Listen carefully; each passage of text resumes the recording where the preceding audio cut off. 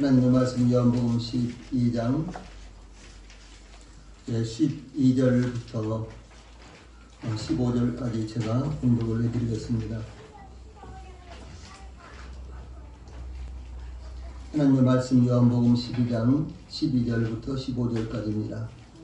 그 이튿날에는 명절에 온 큰 무리가 예수께서 예루살렘으로 오신다는 것을 듣고 종려나무 가지를 가지고 맞으러 나가 외치되 호산나 찬송하리로다 주의 이름으로 오시는 이 곧 이스라엘의 왕이시여 하더라. 예수는 한 어린 나귀를 보고 타시니 이는 기록된 바 시온 따라 두려워하지 말라 보라 너의 왕이 나귀 새끼를 타고 오신다 함과 같더라. 아멘. 15절 말씀까지 봉독을 해드렸습니다. 앞에 보시고 제가 다시 한번 읽어드리겠습니다. 앞에 보시고 그 이튿날에는 명절에 온 큰 무리가 예수께서 예루살렘으로 오신다는 것을 듣고 종려나무 가지를 가지고 맞으러 나가 외치되 호산나 찬송하리로다 주의 이름으로 오시는 이 곧 이스라엘의 왕이시여 하더라.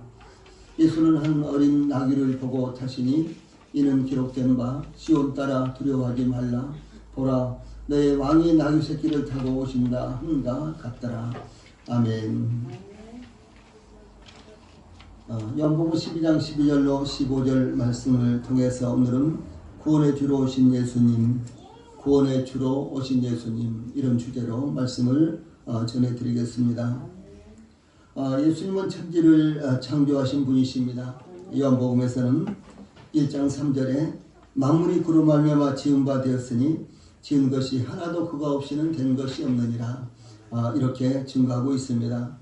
또한 히브리서 기자는 히브리서 1장 11절 말씀을 통해서 10절 11절 말씀을 통해서 또 주여 태초에 주께서 땅의 기초를 두셨으며 하늘도 주의 손으로 지으신 바라. 그것들은 즉 땅도 하늘도 멸망할 것이나 오직 주는 영존할 것이요 그것들은 즉 땅도 하늘도 다 옷과 같이 낡아지리니 라고 이렇게 증가하고 있습니다. 이 말씀의 요지는 성육신하셔서 이 땅에 오신 주 예수님께서 바로 창조주이시다 라는 말씀을 이렇게 증가하고 있고 이 외에도 성경에서는 특별히 신약성경과 구약성경에서는 이와 같은 증거가 계속해서 반복적으로 나타나고 있습니다. 그러므로 예수님께서 세상의 구주로 세상의 왕으로 또 만왕의 왕으로 특히 이스라엘의 왕으로 오신 것은 당연했습니다. 그때 수많은 사람들이 연도에서 또한 주 예수님과 함께 예루살렘으로 들어가면서 예수님을 열렬히 환영하며 찬양하였습니다.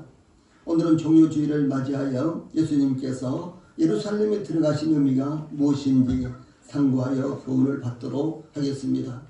이 종료주일이라는 것은 예수님께서 십자가에 못 박히시기 일주일 전에 예루살렘으로 나귀를 타시고 올라가신 그 날을 기념하여 종려주일 이렇게 부르는 것입니다. 자, 첫 번째로 이 본문 말씀을 통해서 예루살렘으로 오시는 예수님을 12절에서 증거하고 있습니다. 이 예루살렘에서 동쪽으로 4km쯤 떨어진 곳에 슬픔의 집이라고 하는 베단이라는 동네가 있는데 그 동네는 마르다 3남매가 살고 있었습니다. 그런데 이 마르다 3남매의 집에서 예수님을 위해서 아주 성대하게 잔치를 베풀었는데 예수님께서 그 이튿날 고난과 죽음이 기다리고 있는 예루살렘을 향하여 들어가셨습니다. 마침 예루살렘에는 유월절을 지키기 위해서 유대 각지에서 올라온 거대한 군중과 또 세계 각지에서 세계 각지에서 올라온 순례객들로 초만원을 이루고 있었는데 또 예수님이 예루살렘에 들어오신다는 소식을 듣고 예수님을 보기 위해서 거대한 무리들이 몰려들었습니다. 이 역사가 요세푸스에 의하면 그들 중 대부분은 유월절을 지키기 위해서 예루살렘으로 몰려든 군중들로 약 270만 명 정도가 예루살렘에 몰려들었다 이렇게 증거하고 있습니다. 또한 일본은 예수님의 소식만 들으면 쫓아다니는 군중들로 특히 죽은 나사로를 살아나게 하신 후부터 더욱 열성적으로 예수님을 따라다니는 큰 무리들, 군중들이 있었는데 그 군중들은 기적이 일어나는 것을 보기 위해서 이렇게 예수님을 쫓아다녔습니다. 이스라엘은 오래 전부터 메시아가 나타나기를 바라고 있었습니다. 그러므로 혹 세례 요한이 하나님께서 보내신 메시아일지 모른다고 생각하기도 했습니다. 그러므로 유대인들은 저 요단강에서 세례를 베푸는 세례 요한에게 사람을 보내서 제사장들과 레위인들을 세례 요한에게 보내서 내가 누구냐라고 이렇게 그 정체를 묻기도 했습니다.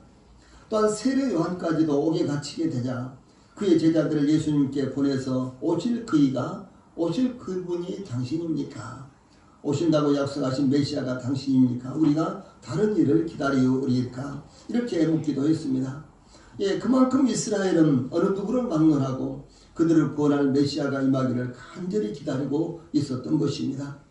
그러므로 죽은 사람을 살려냈다. 문둥병자를 고치셨다. 보리떡 5개로 5,000명을 먹이시고도 12바구니가 남기셨다. 예, 이런 소식을 들은 유대인들은 궁금하던 차에 예수님이 예루살렘으로 들어오신다는 소식을 듣자 예수님을 보기 위해서 몰려 들었던 것입니다. 예수님의 소식을 들은 우리는 어떻습니까? 예수님은 이 죽은 사람들을 살리실 뿐만 아니라 자신도 십자가에 못 박혀 피 흘려 죽음을 당하셨지만은 이 사흘 만에 살아나셨습니다. 500여 명의 제자들이 보고 있을 때 예수님께서 칠기 하늘로 올라가셨습니다. 또한 예수님은 승천하신 후에도 믿는 자들을 통해서 역사하십니다. 이와 같은 예수님에 대한 소식은 예수님께서 예루살렘에 들어가실 때에 군중들이 들었던 소문보다 더 확실하고 뚜렷한 역사적인 증거를 바탕으로 하고 있습니다. 그런데 우리들은 이와 같은 예수님에 대한 소식을 들을 때 어떤 자세를 갖는지 우리 스스로 점검을 해봐야 되는 것입니다. 두 번째로 13절 말씀을 통해서 군중들의 환영을 받은 예수님의 모습이 나타납니다. 예수님을 환영하며 따라왔던 이 군중들은 종려나무 가지를 가지고 맞으러 나왔습니다. 즉 예수님을 맞이하는 군중들은 평상시와는 다르게 종려나무 가지를 가지고 예수님을 맞으러 나왔던 것입니다. 이 종려나무라는 것은 히브리어로 타마르라는 이와 같은 말인데요. 유다의 며느리가 다말이죠. 그 다음에 압살롬의 여동생도 다말이죠. 이렇게 이 타마르라는 말인데 이 말은 히브리어 발음으로는 이 타마르가 하고 우리말 발음으로는 다말이라고 합니다. 그래서 이 종려나무라는 말은 이 타마르인데 이 타마르라는 말은 이와 같이 여자들의 이름으로 사용됐고 또 헬라어로는 이 포이닉스라고 하는데 이 말은요 대추야자나무라고 이렇게 가리키는 말입니다. 이 종려나무는 거룩함과 승리와 번영의 상징으로서 초막절에는 종려나무 가지를 꺾어다가 초막을 짓고 그랬습니다. 이 성경 중간 시대인 이 마카비 시대에는 예루살렘을 탄환을 했을 때나 적군을 물리쳤을 때 이 종려나무 가지를 흔들었습니다. 그러므로 예수님께서 예루살렘으로 들어오신다는 소식을 듣고 군중들이 종려나무 가지를 들고 예수님을 맞이하러 나왔던 것은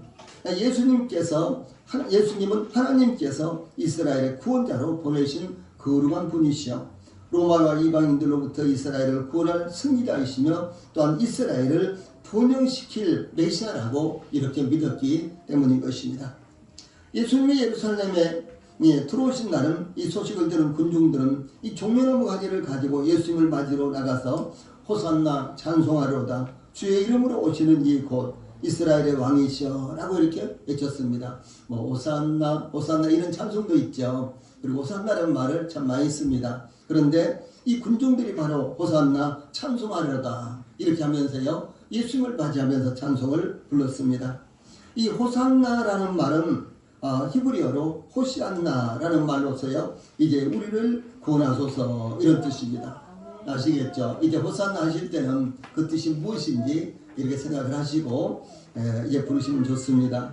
그래서 이 호산나라는 이와 같은 말은 이 호시안나라는 이와 같은 원래 말인데 이제 우리를 구원하소서 혹은 아무쪼록 구원해 주십시오 이런 뜻입니다. 이 성경에는 다음과 같이 호산나라는 말이 사용이 되었습니다. 시편 20편 9절에 여호와여 왕을 구원하소서 우리가 부를 때 우리에게 응답하소서 왕을 구원하소서 이렇게 돼 있죠. 그 다음에 시편 118편 25절에 여호와 구하옵나니 이제 구원하소서, 여기 이제 구원하소서 이런 말입니다. 여호와여 우리가 구하옵나니 이제 형통하게 하소서. 또 사무엘하 14장 4절에서는 두가 여인이 다윗 왕께 다윗 왕을 찾아가서 아랠 때에 얼굴을 땅에 대고 엎드려 이르되 왕이여 도우소서. 이 왕이여 도우소서 그 말은 왕이여 구원하소서 이런 뜻입니다. 예, 그러므로 예수님께서 예루살렘에 들어가셨을 때 군중들이 호산나 찬송하리로다 주의 이름으로 오시는 이 곧 이스라엘의 왕이시여 라고 예수님을 맞이하여 환영하며 외친 것은 예수님을 이스라엘의 구원자로 인정하며 이제 우리를 구원하소서라고 기도한 것이며, 또 하나님께서 이스라엘을 위해서 구원자를 보내셨다는 것을 외치면서 선포한 것입니다. 예, 여기 예수님을 가리켜서 주의 이름으로 오시는 이라고 외친 것은 주의 이름으로 오시는 이 말씀은요, 하나님의 권위로 하나님의 명예로 오신 분이라는 것을 의미합니다. 그러므로 예수님은 하나님의 뜻을 따라서 세상에 오신 것입니다. 주 예수님은 자신의 뜻을 따라서 사역하시고 세상에 오신 것이 아니라 하나님의 뜻을 따라서 세상에 오셨으며 사역을 하신 것입니다. 주 예수님께서 친히 말씀하시기를 요한복음 6장 38절로 39절에 보면 내가 하늘로서 내려온 것은 내 뜻을 행하려 함이 아니요 나를 보내신 이의 뜻을 행하려 함이니라. 나를 보내신 이의 뜻은 내게 주신 자 중에 내가 하나도 잃어버리지 아니하고 마지막 날에 다시 살리는 이것이니라. 이렇게 주 예수님께서 말씀하셨습니다.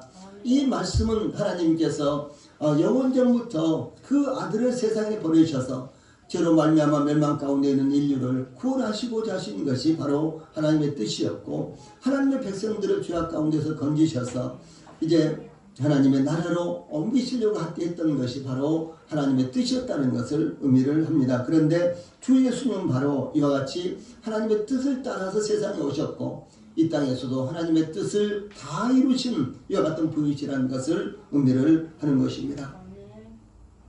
또한 주 예수님을 가리켜서 주의 이름으로 오시는 이라고 적용시킨 것은 하나님께서 그 약속하신 대로 그들을 구원할 메시아를 보내셨다는 것을 의미를 하는 것입니다. 주의 이름으로 이 말씀은요, 여호와 하나님의 이름으로라는 뜻입니다. 이 말씀은 하나님께서 약속하신 대로 그들을 구원하시기 위해서 메시아를 보내셨다는 것을 의미합니다. 일찍이 하나님께서 모세를 통해서 내 하나님 여호와께서 너희 가운데 내 형제 중에서 너를 위하여 나와 같은 선지자 하나를 일으키시리니 너희는 그의 말을 들을지어다. 이렇게 말씀하신 것을 볼 수가 있죠. 예, 그래서 이제 이스라엘 백성들이 항상 이 모세를 통해서 예언이 된 바로 그들을 구원할 메시아가 나타나기를 기다렸습니다. 좀 전에도 말씀드린 대로 오실 그이가 당신입니까? 또 이 세례 요한이 세례를 베풀 때 당신이 누구냐? 당신이 메시아냐? 이렇게 이제 물었던 것도 바로 이 말씀에 근거해서 그들의 메시아를 기다리고 있었기 때문에 혹시 세례 요한이 메시아인지 모르겠다. 혹시 예수님이 메시아인지 모르겠다라고 그들이 생각을 했던 것입니다.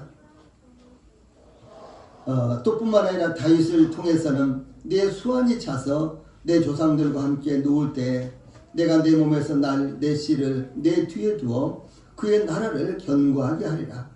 그는 내 이름을 위하여 집을 건축할 것이요 나는 그의 나라 왕위를 영원히 견고하게 하리라. 이렇게 이제 하나님께서 이 나단 선지자를 통해서 다윗에게 말씀을 하셨습니다.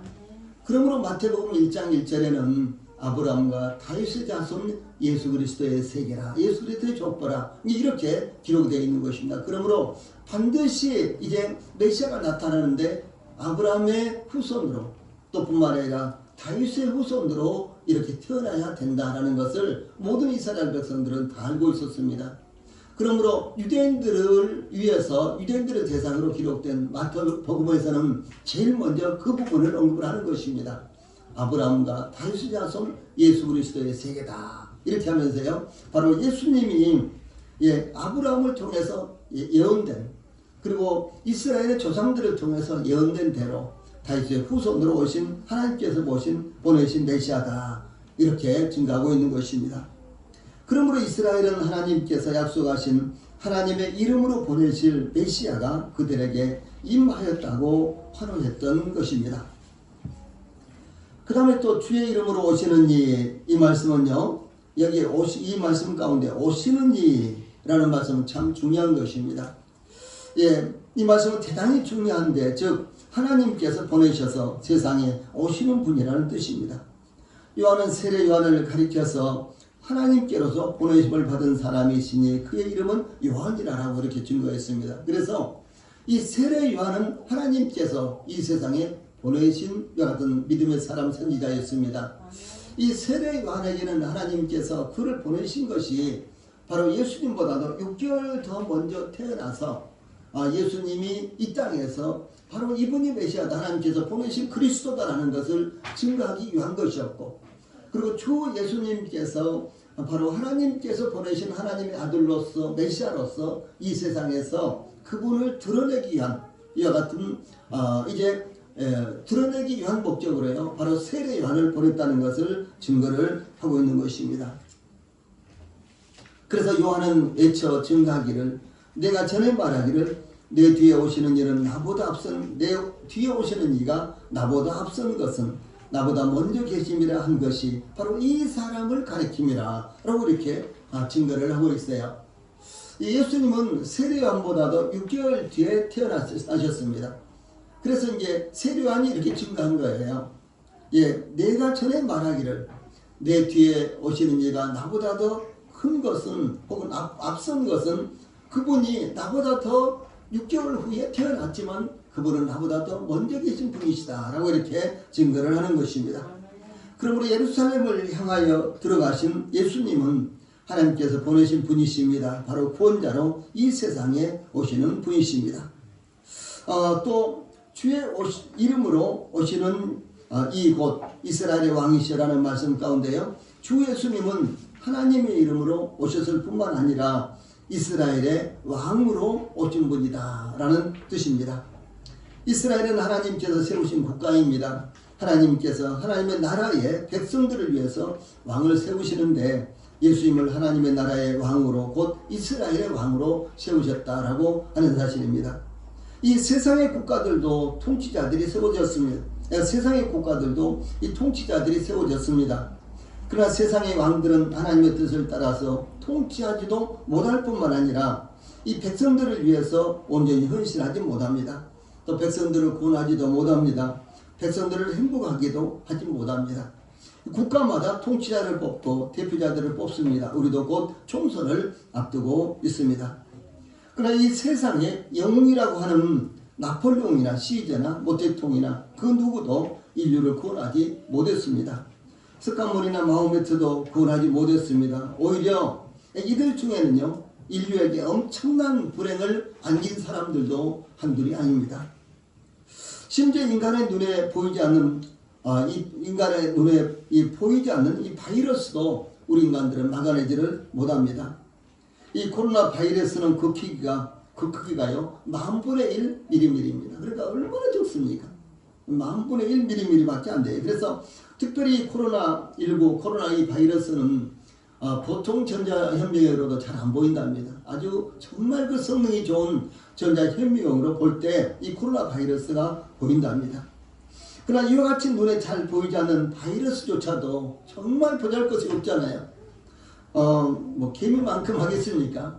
모기만큼 하겠습니까? 아니, 눈에 보이지도 않는데 그것도 아주 성능 좋은 전자현미경으로 봐야지만 그 실체를 알 수 있을 정도의 그 작은 것인데, 그런데도 불구하고 이 바이러스조차도 통치자들도 첨단 과학도 막아내지 못하는 것을 우리는 지금 보고 있는 것입니다. 그러므로 하나님께서 보내시는 왕, 하나님께서 세우시는 왕이 바로 완전한 왕이시며 그분은 천지를 창조하시는 왕일 뿐만 아니라 저희들을 구원하시고 저희들을 죄악 가운데서 구원하시고 뿐만 아니라 저희들을 위해서 영원한 안식처를 예비하고 계시는 바로 왕이시다 라는 사실을 증거하고 있습니다. 다음에 세 번째로 14절에서는 겸손의 왕으로 오신 예수님에 대해서 소개하고 있습니다.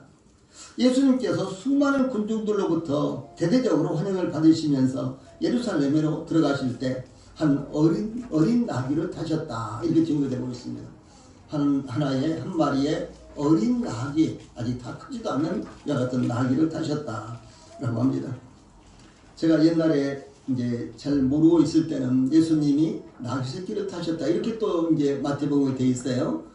한 어린 나귀를 타셨다. 아이고 나귀가 너무너무 불쌍하다. 어떻게 어린 나귀가 어떻게 예수님을 태우고 올라갔을까 막 이런 생각을 들었는데 참 흥미로운 이와 같은 기사입니다.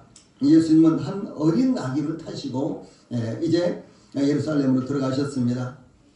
예수님께서는 지금 승리자로서 이 예루살렘으로 들어가시는 상황입니다. 수많은 군중들이 종려나무 가지를 들고 예수님을 맞이하면서 아주 대대적으로 환영을 하면서 호산나 찬송하로다 주의 이름으로 오시는 이 곧 이스라엘의 왕이시여 라고 하면서 이렇게 환영하면서 대대적으로 환호를 하고 환영을 했습니다. 이 승리자로 하나님께서 보내신 예수님께 자신들을 구원하소서 이제 우리나라가 드디어 이제 구원받게 됐다라고 이렇게 외쳤던 것입니다. 당시 이스라엘을 지배하고 있는 나라는요 로마로서 로마는 대제국입니다. 이 로마와 맞설 국가는 그 당시에 아무 나라도 존재하지 않았습니다.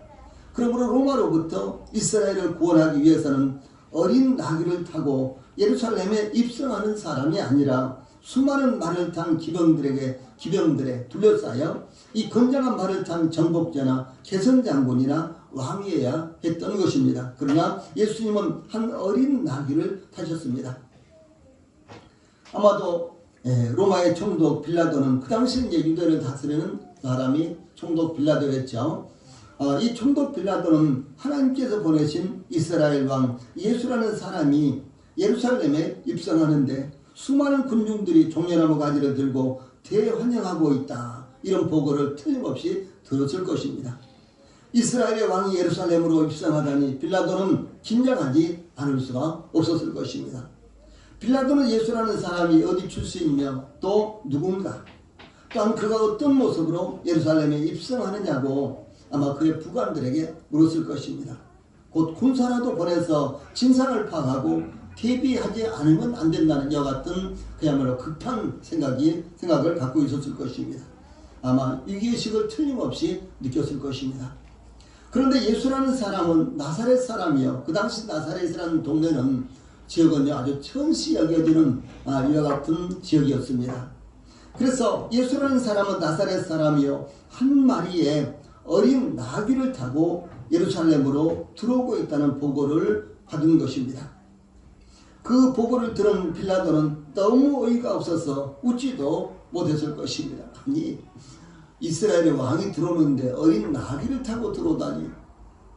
아니 그랬을 거예요. 기병은 얼마나 되느냐, 군사의 규모는 얼마나 되느냐, 그들이 어떻게 무장을 했느냐 뭐 등등 이런 것이었겠죠. 그런데 아니 한 어린 나귀를 타고 예루살렘으로 들어오다니 그 사람이 그래 이스라엘의 왕이라고?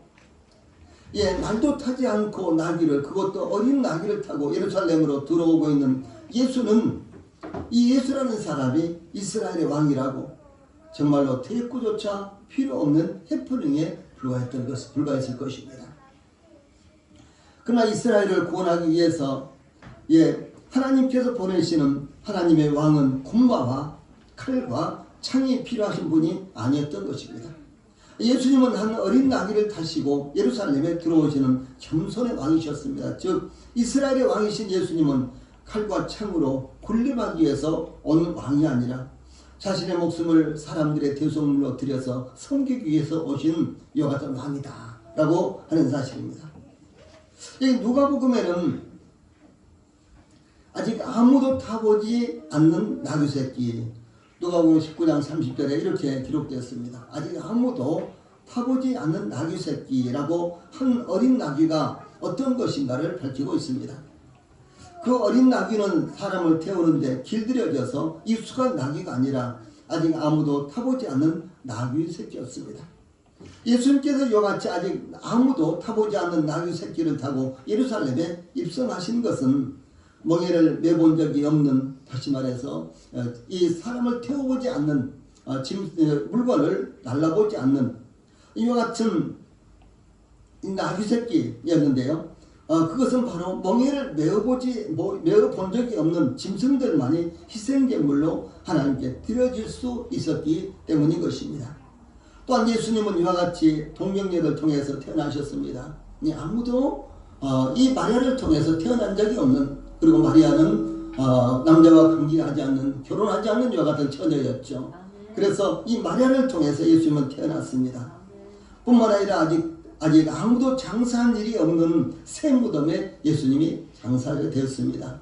이 모든 것들이 서로 연관성이 있다는 것이죠. 아직 아무도 타보지 않는 한 어린 나귀, 또 이 동정녀 마리아를 통해서 태어난 예수님, 그런가 하면 아무도 장사한 적이 없는 새 무덤에 예수님께서 장사가 됐다. 이 모든 것들이요 서로 일치가 되는 것입니다. 우리나라와 달리 우리나라는 요즘 뭐 납골당 이런 것들 있잖아요. 그래서 뭐 가족 납골당, 그런데도 보니까 이 돌로 이렇게 만들어 놓고요, 그 속에 뭐 12기 혹은 24기 뭐 이렇게 이제 들어갈 수 있도록 납골당을 이렇게 만들어 놓더라고요. 그래서 뭐 할아버지 할머니가 돌아가시면은 또 화장을 해서 그 유골을 이제 유골함에다 담아서 갖다 놓고 또 갖다 놓고, 또 어머니 아버지도 그렇고 자식들도 전부 다 이렇게 차례차례 이제 갖다 놓는데 그 뭐 12기가 들어가기도 하고, 그래도 뭐 이 정도밖에 안 돼요. 24기는 또 2층으로 돼 있어가지고 또 이 정도밖에 안 되고 뭐 등등 이제 이런 이제 납골당들을 볼 수가 있었는데, 그 외에 우리나라는 과거에는 구덩이를 하나 파가지고 한 사람을 매장하면은 또 그 위에다가 또 할 수 없잖아요. 그 옆에다가 가도 그 옆에다가 그랬죠. 근데 이스라엘에서는 언덕바지라든가 이런 데다가요 굴을 파가지고 그 가져온 거예요. 그래서 뭐 아무튼 뭐 5대 전부터 계속해서 가족들을 돌아가시면요 그 속에다 갖다가 시체를 이렇게 시신을 장례하는데 이제 그런 묘입니다. 그런데 예수님은 장례를 이제 할 때요, 장사 지낼 때 아무도 아직 이 장례 지낸 적이 없는, 장사한 적이 없는 이와 같은 새 무덤에 예수님은 장례가 됐다라고 하는 것이죠. 그래서 여기에 아무도 아직 타보지 않는 한 어린 나귀, 또 그 다음에 동정녀 마리아를 통해서 예수님이 태어나시고, 또 뿐만 아니라 아무도 장사한 적이 없는 새 무덤에 예수님께서 장례됐다. 이와 같은 것은요 서로 연관성이 있습니다. 그런데 이 만왕의 왕이요 만주의 주로 다시 오실 예수님은 어떻게 합니까? 백마를 타고 이제 개선장군으로 승리자로 이렇게 오시는 것입니다. 그때 모든 이 세상의 모든 사람들은 그 앞에서 떨고 감히 쳐다보지도 못하고 엎드려서 그들이 죽은 자처럼 될 것입니다. 그래서 영광과 존귀의 멸류관을 쓰고 천하의 모든 사람들이 목격하는 가운데요 예수님이 다시 오실 것을 보게 될 것입니다. 그러나 예수님의 초림에서는 지배하기 위해서 오는 것이 아니라 섬기기 위해서 오신 것입니다. 만약에 지배하기 위해서 오신다면 백마를 타시고 거대한 기병을 거느리고 하늘 천군들을 거느리고 예수님이 오실 것입니다. 그러나 예수님의 초림은 이와 같이 지배하기 위해서 오신 것이 아니라 섬기기 위해서 오시는 바로 예수님이십니다. 그러므로 예수님은 한 어린 나귀를 타시고 예루살렘으로 들어오셨습니다. 그러므로 우리도 겸손하게 우리를 섬기기 위해서 오신 예수님을 영접하는 것이 가장 합당한 것입니다. 네 번째로 15절에서는 성경의 예언을 따라서 오신 예수님에 대해서 증거하고 있습니다. 다시 말해서 예수님이 오신 것이 그냥 우연히 이루어진 것이라든가 무계획으로 이루어진 것이라든가 그런 것이 아니라 구약 성경에 예언된 대로 그대로 오셨다. 아마 우리 성도들이 잘 아시는 대로 구약 성경에서는 예수님의 초림에 관해서 구체적으로 250번 이상이나 예언이 됐다는 것 아시죠? 이 초림에 대해서 250번 이상 예언이 되어 있는데 그것을 그대로 다 성취를 하셨고, 다시 오실 예수님에 대해서는 구약 성경과 신약 성경에요 약 600번 이상 예언이 되어 있는데 그 예언이 그대로 지금 현재 맞아 들어가고 있는 것입니다. 그러므로 우리가 주 예수님을 믿지 못하는 것이 더 문제이지 믿는 것이 더 이상한 것이 아니라는 사실이죠. 한 가지 증거만 있어도, 아니 증거가 없어도 우리는 믿고 납니다. 그런데 이와 같이 250번 이상 예언이 되어 있는 것인데 그 예언이 100% 적중했다면 우리가 믿는 것이 당연하겠죠. 그것이 자연스럽겠죠. 삼공주사에는요, 우리나라 이제 역사책이죠. 어떤 위대한 업적을 남긴 사람들이 태어날 것에 대해서 호랑이, 황룡, 돼지, 구렁이, 잉어, 자라, 수탉, 큰 우렁이, 물고기 등의 태몽을 꿨다는 이야기가 전해져 내려오고 있습니다. 예, 그러나 성경은 기록된 하나님의 말씀을 통해서 예수님께서 태어나실 것에 대해서 기록되었으며, 특히 예수님께서 나귀를 타시고 예루살렘에 입성하실 것에 대해서 한 폭의 그림처럼 생생하게 예언이 되어 있는 것입니다. 예, 그래서 15절에 이는 기록된 바 시온 따라 두려워하지 말라. 보라, 너희 왕이 나귀 새끼를 타고 오신감과 같더라. 예, 이렇게 말씀대로 이미 이 사건이 예언되어 있었다라고 하는 사실입니다. 그 예언은 선지자 스가랴에 의해서 스가랴서 9장 9절에 이렇게 되어 있습니다. 제가 9장 9절 읽어드릴게요. 시온에 따라 크게 기뻐할지어다. 예루살렘에 따라 즐거이 부를지어다. 보라, 내 왕이 내게 임하나니 그는 공의로우시며 구원을 베푸시며 겸손하여서 나귀를 타시나니 나귀의 작은 것 곧 나귀 새끼니라. 이렇게 증거되고 있어요. 제가 다시 한번 읽어드릴 테니까 따라 한번 읽어보세요. 뭐 속으로 읽으셔도 되고요. 시온에 따라 크게 기뻐할지어다. 예루살렘에 따라 즐거이 부를지어다. 보라, 내 왕이 내게 임하시나니 그는 공의로우시며 구원을 베푸시며 겸손하여서 나귀를 타시나니 나귀의 작은 것 곧 나귀 새끼니라. 아멘. 이렇게 증거가 되어 있습니다. 이 선지자 스가랴는 바벨론에서 태어났습니다. 그러니까 이스라엘이 이제 남왕국 유다가 바벨론이 3번이나 침략을 해가지고 마지막 586년에 멸망을 했죠. 그래서 이제 그때 바로 스가랴는 포로로 잡혀간 것이 아니라 이제 부모가 포로로 잡혀갔는데 바로 바벨론에서 스가랴는 태어난 여 같은 사람입니다. 그런데 이제 이 고레스 왕이 유다 사람들은 유다 포로들은 누구든지 예루살렘에 올라가서 여호와 하나님을 위해서 성전을 건축하라 그렇게 했죠. 그래서 이제 성전을 건축하기 위해서 고레스 왕이 다시 예루살렘으로 돌아가도 좋다. 유다 이 포로들은 예루살렘으로 돌아가도 좋다. 이렇게 이제 공포를 하자 이제 그 대열에 합류해서 이 성전을 건축하기 위해서 저 바벨론에서 예루살렘으로 올라온 이와 같은 사람이 바로 이 스가랴였습니다. 그런데 예루살렘으로 돌아와서 이 성전을 건축하기 위해서 지대를 놓았는데, 그러니까 터를 다듬었는데 사마리아인들의 극심한 반대에 부딪혀서 무려 16년 동안이나 중단되었고, 그래서 BC 520년에 그때 다리오 왕 2년에 성전 재건이 시작될 때 선지자 학개와 동시대에 활동했던 선지자였습니다. 그러므로 예수님께서 예루살렘에 입성하기 전 약 500년 전에 선포했던 예언이었다라고 하는 사실입니다. 무려 정확하게 말한다면요, 약 550년 전에 스가랴 선지자가 예언을 했는데 그 예언이 예수님에 의해서 글자 그대로, 그렇죠? 문자 그대로 성취가 됐다라고 하는 사실입니다. 이것이 얼마나 놀라운 일입니까? 저희 어머님은 저를 41에 낳으셨는데요. 이제 더 못 나이가 들어서 더 못 낳을까 이렇게 하면서 아들 하나 딸 셋이니까 아들을 하나라도 더 낳았으면 이렇게 굉장히 바라셨대요. 그런데 제가 들어와 가지고 제가 막내로 태어난 거예요. 근데 저희 어머님 욕심은요, 저를 낳고도 하나 더 낳았으면 그랬답니다. 그러면 제가 동생을 받겠죠. 그런데 제가 이제 막내가 됐습니다. 이 사람 사는 세상에서는 이와 같은 부분들을 전혀 마음대로 못하죠. 그렇죠? 그런데 그 예수님이 태어나시는 것은요, 예수님이 예루살렘에 입성하신 것은 무려 정확하게 말하면 약 550년 전에 예언된 일이었는데 그것이 그대로 성취가 됐다는 사실은 얼마나 놀라운 일입니까? 여기 시온 따라 그랬죠. 이 시온 따라는 것은 처녀 시온이랑 똑같은 말입니다. 성경에 처녀 시온 뭐 이렇게도 번역이 되어 있어요. 그래서 처녀 시온으로 예루살렘을 혹은 또 이스라엘 혹은 이스라엘 백성들을 의인화하여 부른 것입니다. 혹시 여러분들이 시온이 뭔지 아십니까? 라고 이렇게 여러분들한테 도전하는 이들이 길거리에 있습니다.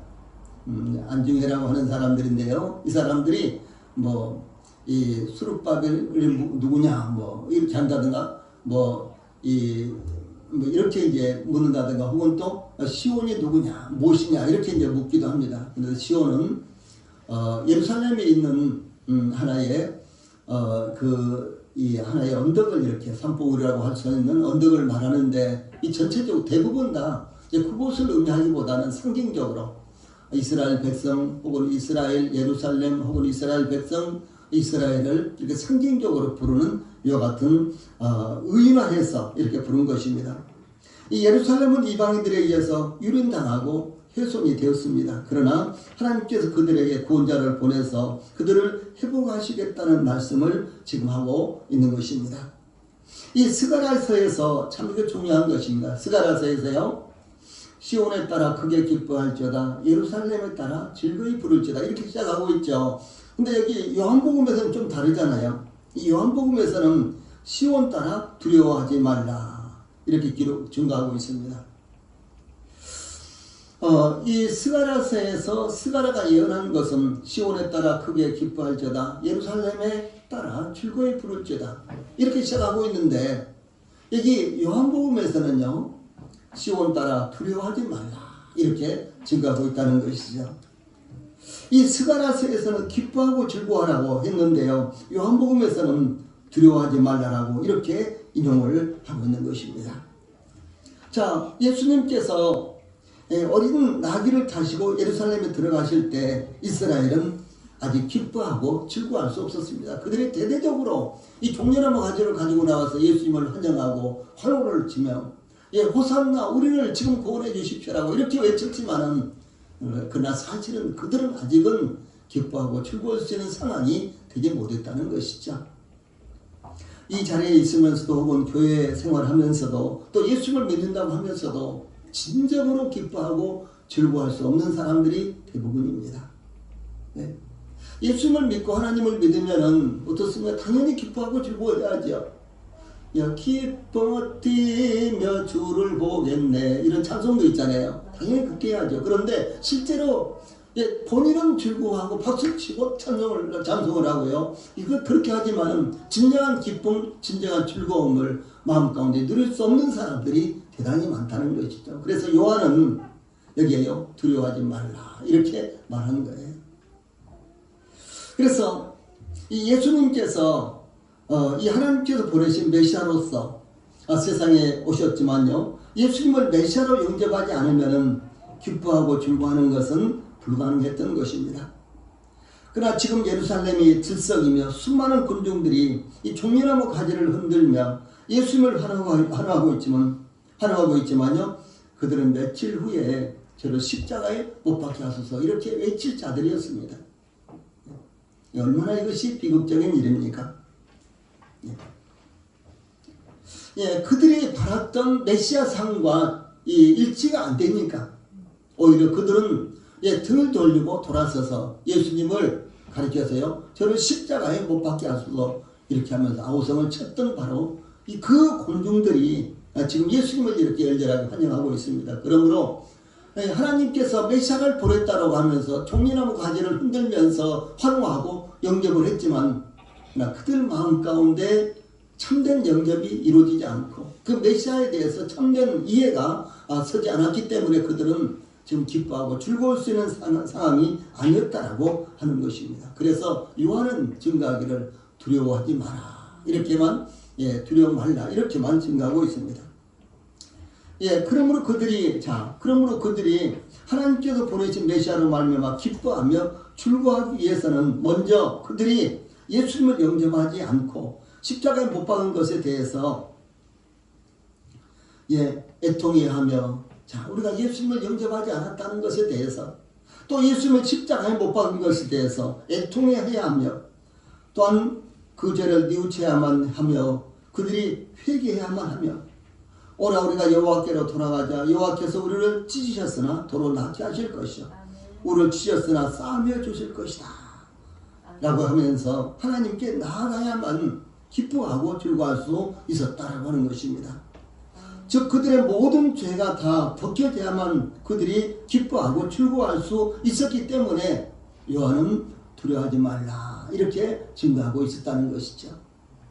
그럼 언제 기뻐하고 즐거워할 것인가? 주 예수님께서 다시 오실 때 주 예수님을 믿음으로 말미암아 구원받은 모든 성도들은 그 감격, 그 기쁨, 그 즐거움 이로 헤아릴 수 없는 벅찬 이와 같은 상황에 들어갈 것입니다.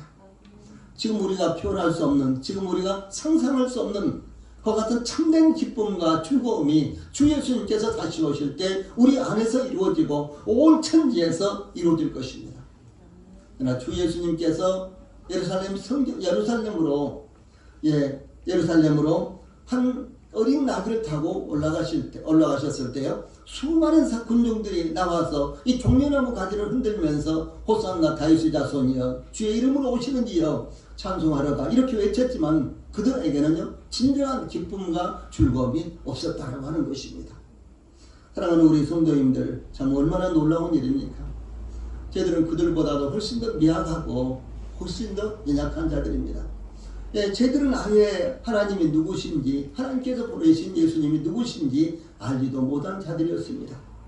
그런데 하나님께서 저희들을 선택하시고 저희들의 마음을 여셔서 이 예수 그리스도가 누구인지 그분이 왜 오셨는지 그분이 왜 십자가에서 못 박혀 죽음을 당하셨는지 우리 아이가 깨닫게 하시고 그리고 영원한 세계에서 우리가 기뻐하고 즐거워할 이와 같은 이제 상황을 지금 우리 마음 가운데서 이루어지게 하신 것입니다.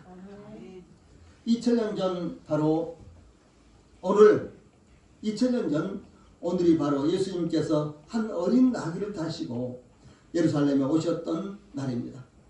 예루살렘에 오셨던 예수님은 지금 이 순간 우리 마음에 오시기를 원하시는 것입니다.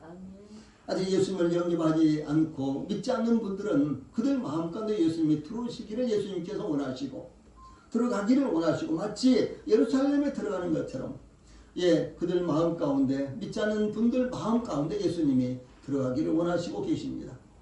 또 그런가 하면은 이미 믿은 우리 마음 가운데도요 예수님이 오시기를 원하십니다. 그러므로 예수님을 이미 영접하여 구원을 얻은 우리 모든 성도들까지도 지금 이 순간 예수님이 우리 성도들의 마음에 왕으로 들어오시도록 마음을 열고 예수님을 맞이하시기 바랍니다. 찬송 부르시겠습니다.